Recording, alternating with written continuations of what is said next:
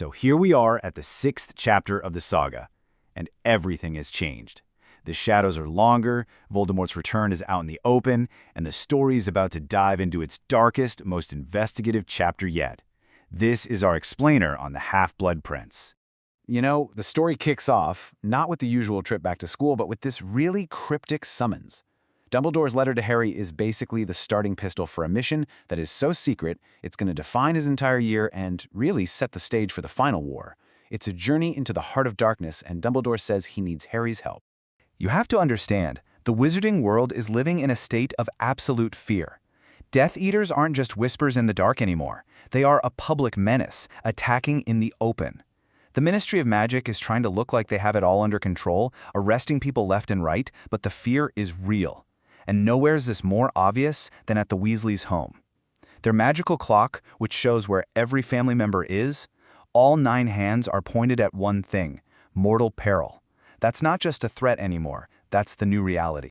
So, as Harry tries to navigate this grim new world, his entire year at Hogwarts splits into these 2 parallel investigations.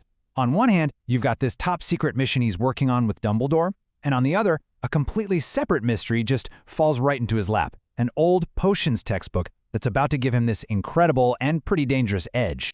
So Harry, by pure chance, stumbles upon this beat-up old copy of Advanced Potion Making, and it's filled with all this handwritten advice from some mysterious former student who calls himself the Half-Blood Prince. And this book, it totally transforms Harry. All of a sudden he's a potions genius, the favorite of the new teacher, Horace Slughorn. But here's the thing, it also has these dark, homemade spells scribbled in the margins, hinting that whoever owned this book wasn't just brilliant, they were messing with some seriously dangerous magic. Okay, so while Harry's becoming this potions whiz, Dumbledore's mission finally gets underway. But these private lessons aren't about learning new spells, they're about history. Using the Pensieve, Dumbledore starts showing Harry memories he's been collecting for years, all to teach him one absolutely crucial lesson. If you want to defeat Voldemort, you first have to understand him. You have to know the story of Tom Riddle. And these memories, man, they paint this chilling picture of the path from this unwanted child to a mass murderer. He was born from a loveless union, abandoned in an orphanage. Tom Riddle was never capable of love, and even as a young kid, he showed this disturbing cruelty, this habit of collecting trophies from the people he hurt. The second he found out about his magical heritage, he embraced it with this fanaticism that led to him murdering his own Muggle family, and believe me, they were just the first of many to come. You know, to really get Tom Riddle, you have to understand the Gaunts. This was his mother's family, the last of Salazar Slytherin's line, but they were a total shadow of their former glory, living in squalor, completely consumed by this pure-blood mania, and just violent and unstable. And this right here is the key to Voldemort's whole identity. He clings to the grandeur of his magical family while being just consumed with shame over his filthy Muggle father. His entire existence becomes this twisted effort to destroy the very part of himself that he hates the most. So why? Why is Dumbledore showing Harry all of this? Why wade through decades of all this pain and cruelty? Because buried somewhere in these dark memories is the key to Voldemort's greatest secret, the source of his power, what makes him think he can conquer death itself. The secret is the Horcrux, and this is some of the darkest magic you can possibly imagine. By committing a truly horrific act, a wizard can literally split their own soul and hide a piece of it inside an object. As long as that object, that Horcrux, is safe, the wizard can't truly die. This is it. This is how Voldemort survived the night he tried to kill baby Harry. But the price for this kind of immortality? It's steep. The act that you have to perform to split your soul is murder. So every single murder Voldemort committed wasn't just an act of hate. It was a potential step toward his goal of cheating death. Every time he killed someone, he ripped his own soul further and further apart, making himself less and less human. And Tom Riddle, he was obsessed with the magical power of the number 7. So his ambition went way beyond just making one Horcrux. His plan was to split his soul into 7 pieces, creating 6 Horcruxes with the 7th piece staying inside his body. It's an act of evil that's just completely unprecedented. So the mission, it suddenly becomes terrifyingly clear.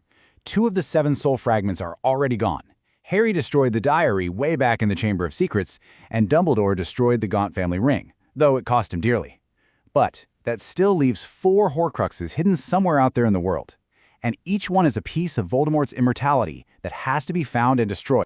But hey, remember that second investigation? While Harry and Dumbledore are digging into this dark past, life at Hogwarts is trying to just carry on. You've got romance and jealousy, Quidditch matches, petty arguments, and this crazy contrast between normal teenage life and the war that's closing in. It only makes Harry focus even more on a threat that's right there in the present. He is absolutely convinced that Draco Malfoy has become a Death Eater.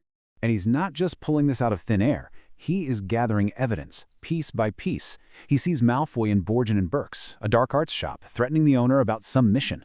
He overhears Snape making an unbreakable vow to help Draco.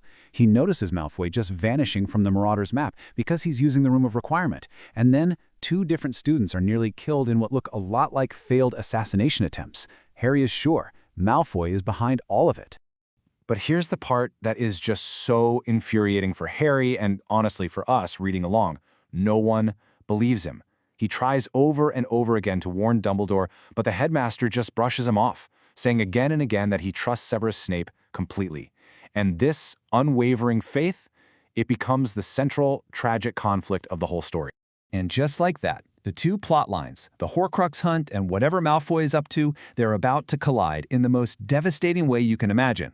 Dumbledore and Harry get back from finding a Horcrux, but the whole ordeal has left Dumbledore physically shattered, just on the brink of death. He is at his absolute most vulnerable.